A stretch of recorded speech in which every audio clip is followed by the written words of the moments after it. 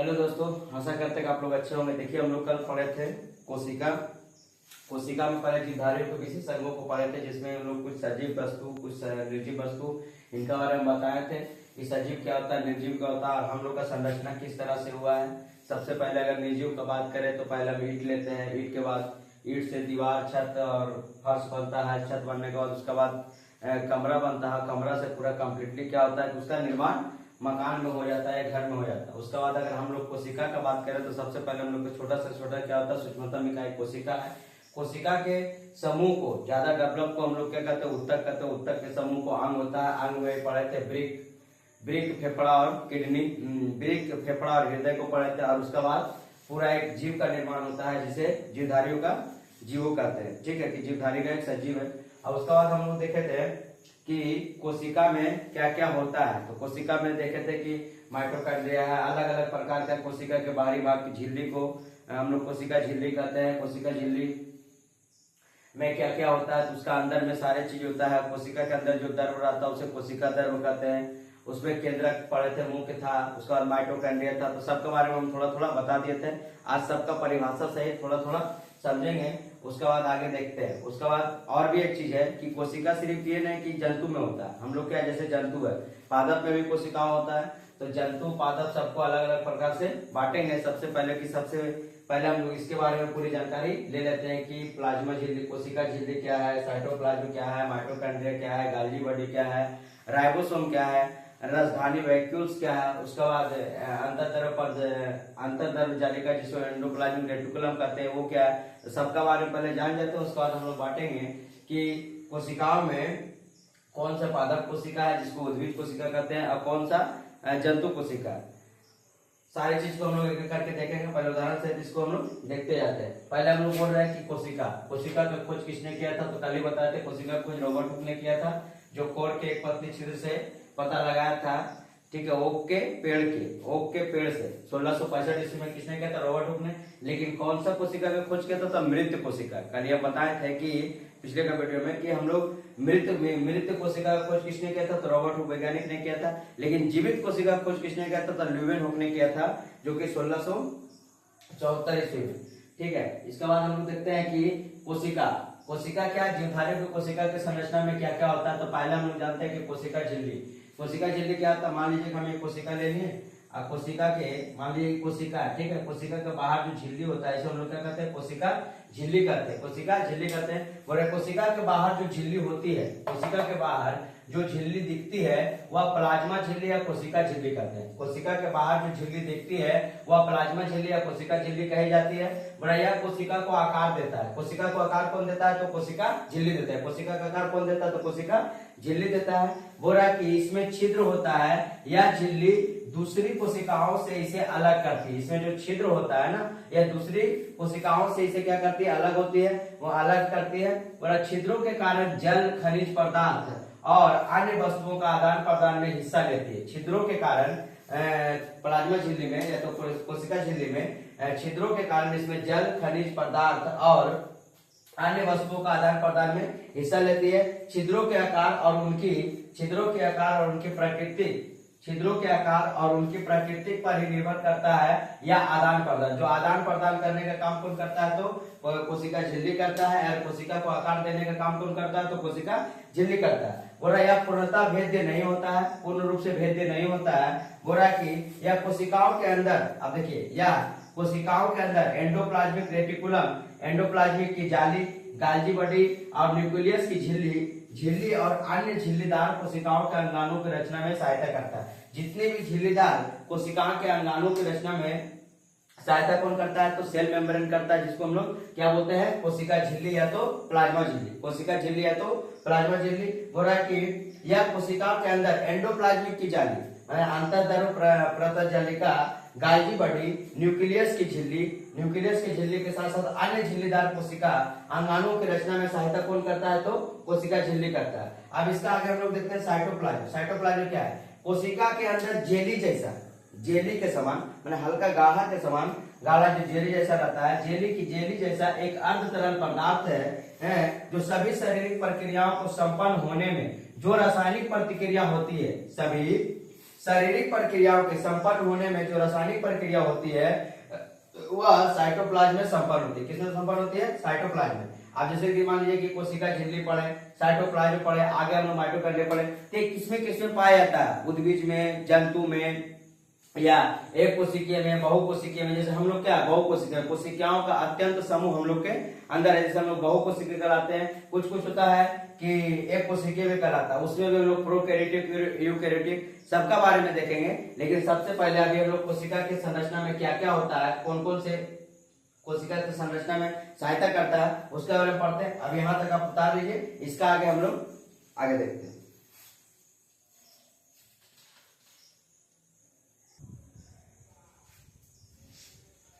आप देखिए, सबसे पहले देखे थे कोशिका झिल्ली, उसके बाद हम लोग देखे थे साइटोप्लाज्म। अब होता है कि कोशिका का जो मुखिया के रूप में होता है, जिसको हम लोग केंद्रक कहते हैं। तो केंद्रक में क्या क्या होता है? देखिए, केंद्रक में ही डीएनए और आरएनए दोनों होता है, लेकिन डीएनए के बारे में हम लोग कुछ जानते हैं कि केंद्रक में ही डीएनए होता है। उसके बाद देखते हैं कि केंद्रक किसे कहते हैं, पूरा जानते हैं। पर केंद्रक कोशिका के अंदर एक गोल घनी वस्तु है। केंद्रक जो है कोशिका के अंदर एक गोल घनी क्या है? गोल घनी वस्तु है, जो या कोशिका के भीतर होने वाली विभिन्न प्रक्रियाओं को नियंत्रित करता है। जैसे कोशिका के भीतर होने वाली विभिन्न प्रक्रियाओं को नियंत्रित कौन करता है? तो केंद्रक करता है। इसलिए जितने भी कोशिका के अंगाणु है, सभी को देख रेख कौन करता है? तो केंद्रक ही करता है। मतलब विभिन्न प्रक्रियाओं को नियंत्रित कौन करता है? तो केंद्रक ही करता है। बोला कि केंद्रक के बाहर न्यूक्लियर पदार्थ पाए जाते हैं, पदार्थ रहता है, उसके भीतर न्यूक्लियस नामक तरल पदार्थ भी रहता है। तरल पदार्थ रहता है। न्यूक्लियस के भीतर एक प्रकार के सूक्ष्म जल के आकार का गठन देखा जाता है, सूते का जैसा एक दूसरे को पकड़ करके रखता है। बोला न्यूक्लियस के भीतर एक प्रकार का सूक्ष्म जल के आकार का गठन देखा जाता है, जो सूते के जैसा एक दूसरे को पकड़ कर रखता है। यह गठन ही क्या होता है? डीएनए होता है। यह गठन ही क्या होता है? डीएनए होता है। डीएनए का फुल फॉर्म होता है deoxyribose nucleic acid. Deoxyribose nucleic acid DNA का फुल फॉर्म होता है। पूरा डीएनए एक प्रकार का बृहद जैव अणु है। डीएनए एक प्रकार का बृहद जैव अणु है, मतलब बड़ा जैव अणु है। या न्यूक्लियस के मध्य परिस्थिति के अनुसार कुछ खुले व्यवस्था में भी रहता है, और वह सूता जल की तरह दिखाई देता है। जो सूता जल की तरह दिखाई देता है वो क्या रहता है? डीएनए रहता है। वो क्या रहता है? डीएनए। जो सूत के समान दिखाई देता है वो डीएनए रहता है। तब उसे क्रोमेटिन झिल्ली कहा जाता है। इसे क्या कहा जाता है? क्रोमेटिन झिल्ली। जब वो सूते जल की तरह दिखाई देता है तब उसे क्या कहते हैं हम लोग? क्या कौन झिल्ली है? तो क्रोमेटिन झिल्ली है। बोला कि डीएनए के जकड़े हुए गठन को क्रोमोजोम कहा जाता है। जो डीएनए के जकड़े हुए गठन होता है ना, उसको क्रोमोजोम कहा जाता है। क्रोमोजोम, जैसे हम लोग में क्रोमोजोम गुणसूत्रों की संख्या कितनी होती है? 46 होती है। तो सबका गुणसूत्र क्या होता है? अलग अलग होता है। जैसे कि जंतु में जितने भी जंतु में, मनुष्य में कितने होते हैं? तो 46 होते हैं। 23 जोड़ा जिसको पेयर में लिया जाता है। पूरा डीएनए के जकड़े हुए गठन को क्या कहते हैं? क्रोमोजोम कहते हैं। इसकी संख्या हम लोग का जीव, मतलब हम लोग का शरीर में, मानव शरीर में कितना होता है? तो 46 होता है। कितना होता है? 46 होता है। और जोड़ा में अगर लिया जाए, पेयर में लिया जाए, तो जोड़ा में कितना होता है? 23 जोड़ा। कितना जोड़ा होता है? 23 जोड़ा होता है। ठीक है। तो डीएनए जकड़े हुए गठन को क्रोमोजोम कहा जाता है, जो कि मानव शरीर में कितना होता है? 46 होता है। बड़ा खुली अवस्था में डीएनए अणु एक विशेष प्रोटीन को तैयार करता है। डीएनए खुली अवस्था में जब डीएनए रहता है तो डीएनए का अणु विशेष प्रोटीन को तैयार करने का संकेत का वहन करता है कि एक प्रोटीन को तैयार करना है। बोला और जीव के इस चरित्र को ही व्यक्त करता है। जीव के चरित्र को व्यक्त कौन करता है? तो डीएनए करता है। जीव के चरित्र को व्यक्त कौन करता है? तो डीएनए करता है। इस अंश के प्रत्येक भाग को एक जीन माता पिता से उनके संतानों के मध्य वंशागत जीन के माध्यम से ही होता है। जैसे वंश वृद्धि किसके कारण होता है? हमारे से जो वंश वृद्धि, जो आगे का फ्यूचर दिखेगा, तो किसमें होता है? तो जीन के द्वारा ही होता है। और जीन से पहले क्या था? वो डीएनए का ही भाग था। बोला कि खुली अवस्था में डीएनए अणु विशेष प्रोटीन को तैयार करने का संकेत का वहन करता है और जीव के इस चरित्र को व्यक्त करता है। इस अंश के प्रत्येक भाग को एक जीन माता पिता से उनके संतानों के मध्य वंशागत जीन के माध्यम से ही होता है। माता पिता से जो संतान जो उत्पन्न होती है वो जीन के माध्यम से ही होता है। इसे ही क्या कहते हैं हम लोग? न्यूक्लियस कहते हैं। इसे क्या कहते हैं? न्यूक्लियस का मुख्य काम क्या है? कि ये कोशिका के भीतर होने वाले सभी प्रक्रियाओं को क्या करता है? नियंत्रित करता है। केंद्रक का मुख्य कार्य क्या है कि कोशिका के भीतर सभी प्रक्रियाओं को नियंत्रित करने का काम कौन करता है, तो केंद्रक करता है, न्यूक्लियस करता है। ठीक है, अब इसका आगे देखते हैं, आप लोग इसको सही तरीके से कॉपी में नोट करते जाए।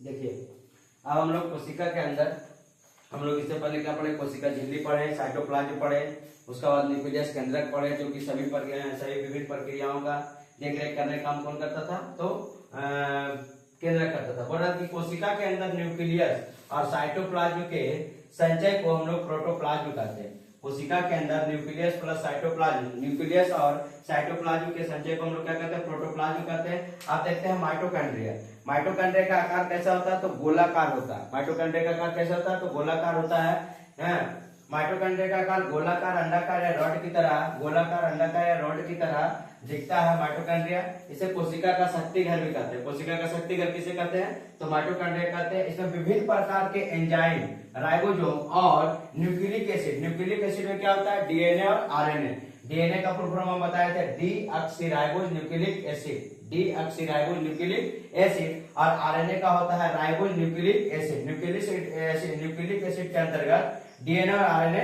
होता है। बोला कि कोशिका का पहले माइटोकॉन्ड्रिया का आकार क्या था, तो माइटोकॉन्ड्रिया का आकार कैसा होता है, गोलाकार, अंडाकार या रॉड की तरह दिखाई देता है। इसमें विभिन्न प्रकार के एंजाइम, राइबोसोम और न्यूक्लिक एसिड जो कि डीएनए और आरएनए रहते हैं। ये भोज्य पदार्थ के खंडन कर, भोज्य पदार्थ को, ये भोज्य पदार्थ क्या करते हैं, खंडन करते हैं, मतलब एक करके तोड़ते हैं। ग्लूकोज, एमिनो एसिड और फैटी एसिड ऊर्जा उत्पन्न करते हैं। ठीक है, भोज्य पदार्थ को खंडन करके ग्लूकोज में बदलते हैं, एमिनो एसिड और फैटी एसिड से ऊर्जा उत्पन्न करता है भोज्य पदार्थ को खंडन करके। बुरैया, ये दो प्लाज्मा झिल्ली से घिरे हुए कोशिका के अंगाणु है। माइटोकॉन्ड्रिया जो है ये दो प्लाज्मा के झिल्ली से घिरे हुए कोशिकीय अंगाणु है। आंतरिक झिल्ली जो मुड़ करके क्रिस्टी की रचना करती है। आंतरिक झिल्ली को क्या करते हैं, तो क्रिस्टी की रचना करते हैं। मतलब क्रिस्टी की रचना किसमें होती है, तो माइटोकॉन्ड्रिया में होती है। क्रिस्टी की रचना किसमें होती है, तो माइटोकॉन्ड्रिया में होती है, जो कि आंतरिक झिल्ली मुड़ करके क्रिस्टी की रचना करती है। ये ऊर्जा उत्पादन की प्रक्रिया में हिस्सा लेता है। तो ऊर्जा उत्पादन की प्रक्रिया में हिस्सा कौन लेता है, तो माइटोकॉन्ड्रिया। जैसे हम लोग के शरीर में कहीं भी ऊर्जा का दरकार है, जैसे वे मुंह से बोल रहे हैं तो मुंह में हमको ऊर्जा की आवश्यकता ज्यादा है। अगर हाथ से हमको काम कर रहे हैं तो हाथ में ऊर्जा की आवश्यकता क्या है, ज्यादा पड़ेगा। तो जहां पर हमको ऊर्जा की आवश्यकता पड़ती है वहां पर माइटोकॉन्ड्रिया के द्वारा ही हम लोग प्राप्त करते हैं। जैसे कि कोई भी ऊर्जा के रूप में, अगर ऊर्जा का शक्ति घर का शक्ति, और इसको क्या बोल सकता है कि ऊर्जा का बिजली घर किसे कहते हैं, तो माइटोकॉन्ड्रिया के कहते हैं। बोलता है इसे पावर हाउस ऑफ सेल। ऊर्जा का शक्ति घर किसे कहते हैं, तो माइटोकॉन्ड्रिया का। ऊर्जा का शक्ति घर किसे कहते हैं, तो माइटोकॉन्ड्रिया कहते हैं। अब इसके आगे देखते हैं एंडोप्लाज्मिक झिल्ली, जिसको हम लोग बोलते हैं अंतःद्रव्यप्रता जालिका। ये प्लाज्मा झिल्ली से उत्पन्न होती है। इसका नाम ही है एंडोप्लाज्मिक झिल्ली। तो किससे उत्पन्न होगा, प्लाज्मा झिल्ली से। हम लोग सेल मेम्ब्रेन में पढ़े थे कि जितने प्रकार का झिल्ली जो उत्पन्न होता है वो किससे होता है, तो सेल मेम्ब्रेन केंद्रक झिल्ली से होता है, तो केंद्रक झिल्ली से होता है। बोला कि एंडोप्लाज्मिक झिल्ली ये प्लाज्मा झिल्ली से उत्पन्न होती है और न्यूक्लियस झिल्ली तक फैली रहती है। मतलब ये प्लाज्मा झिल्ली से उत्पन्न होकर के कहां तक फैला रहता है, तो केंद्रक झिल्ली तक फैली रहती है। इनका आकार देखिए, सबका आकार याद रखिएगा। जैसे माइटोकॉन्ड्रिया का आकार गोलाकार, अंडाकार, रॉड की तरह होता है। इनका आकार अनेक झिल्ली से घिरे हुए नाल की तरह होता है, नली की तरह होता है। जो झिल्ली से क्या होता है, घिरे रहता है, नली की तरह होता है। तो इनका आकार कैसे होता है, तो इनका आकार अनेक झिल्ली से घिरे हुए नाल की तरह होता है। ये खुरदरे और चिकनी सतह, इसकी खुरदरे और चिकनी वे दिखते हैं। जिसमें राइबोसोम की मात्रा होता है वो खुरदरे दिखते हैं, जिसमें राइबोसोम की मात्रा कम होता है वो क्या होता है, चिकनी दिखता है। बोला कोशिकीय वस्तु जैसे प्रोटीन प्लस लिपिड का संश्लेषण और संचय में ये अंगाणु हिस्सा लेते हैं। एंडोप्लाज्मिक झिल्ली कहाँ हिस्सा लेते हैं, तो प्रोटीन तथा लिपिड संश्लेषण में संचय और परिवहन के साथ साथ अंगाणु में भी क्या लेते हैं, संश्लेषण, परिवहन और संचय में ये अंगाणु क्या लेती है, हिस्सा लेती है। तो कौन अंगाणु हिस्सा लेते हैं, एंडोप्लाज्मिक रेटिकुलम। एंडोप्लाज्मिक रेटिकुलम किससे उत्पन्न होता है, तो प्लाज्मा झिल्ली से उत्पन्न होता है। एंडोप्लाज्मिक रेटिकुलम किससे उत्पन्न होता है, तो प्लाज्मा झिल्ली से होता है। कहां तक फैली रहती है, तो न्यूक्लियस झिल्ली तक फैली रहती है। बोला कि ये किससे घिरे हुए हैं, तो ये इनका आकार जो है अनेक झिल्ली से घिरे हुए नली की तरह है। किसके तरह है? नली की तरह जो दिखता है वो एंडोप्लाज्मिक रेटिकुलम है। जो रॉड की तरह दिखता है वो माइटोकॉन्ड्रिया, गोलाकार अंडाकार सब क्या है? माइटोकॉन्ड्रिया। कोशिका का शक्ति घर किसे कहते हैं? तो माइटोकॉन्ड्रिया को कहते हैं। ठीक है, बोला कि कोशिकीय वस्तु प्रोटीन तथा लिपिड संश्लेषण और संचय एक अणु हिस्सा लेते हैं। कौन सा अंगाणु? तो एंडोप्लाज्मिक रेटिकुलम। इसका आगे देखते हैं।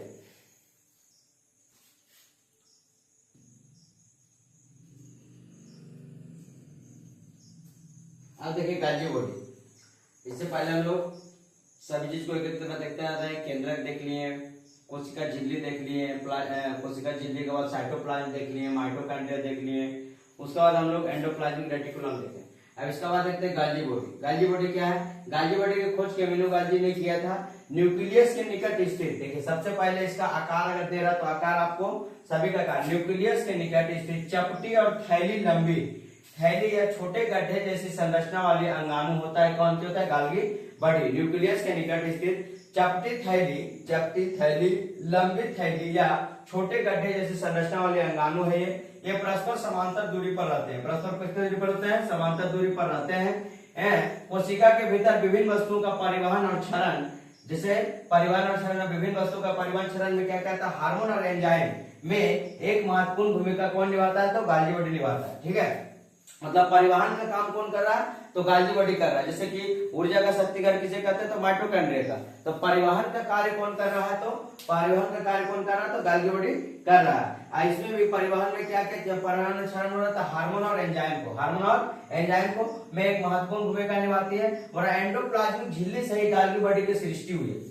गाल्गी बॉडी की सृष्टि, जो गाल्गी बॉडी की सृष्टि हुआ किससे हुआ? तो एंडोप्लाज्मिक झिल्ली से ही किसका सृष्टि हुआ? गाल्गी बॉडी के सृष्टि हुआ। परिवहन के रूप में कौन कार्य करता है? तो गाल्गी बॉडी।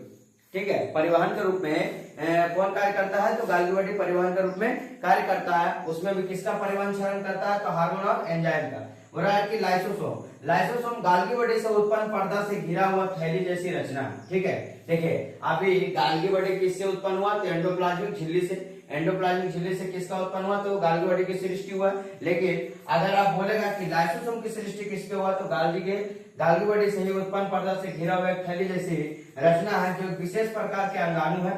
ठीक है, गाल्गी से उत्पन्न कौन हुआ? लाइसोसोम। इसमें भोजन को पचाने, देखिए लाइसोसोम में भोजन को पचाने, जीवाणुओं को मारने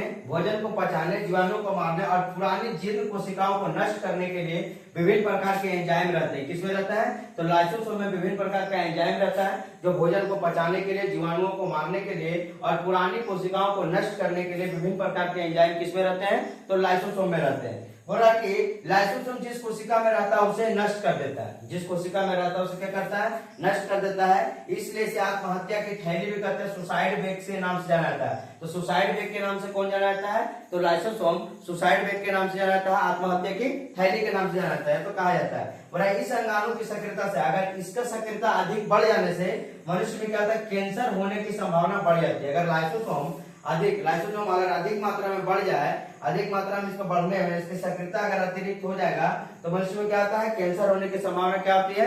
बढ़ जाती है। तो अभी तक हम लोग देखे कि परिवहन के रूप में कार्य कौन करता है? तो गाल्गी बॉडी करता है। आत्महत्या की थैली किसे कहा जाता है? तो लाइसोसोम को कहा जाता है। अगर लाइसोसोम की सक्रियता बढ़ जाती है तो उससे क्या होने की संभावना बढ़ता है? कैंसर होने की संभावना बढ़ता है। इसका आगे हम लोग देखते हैं राइबोसोम।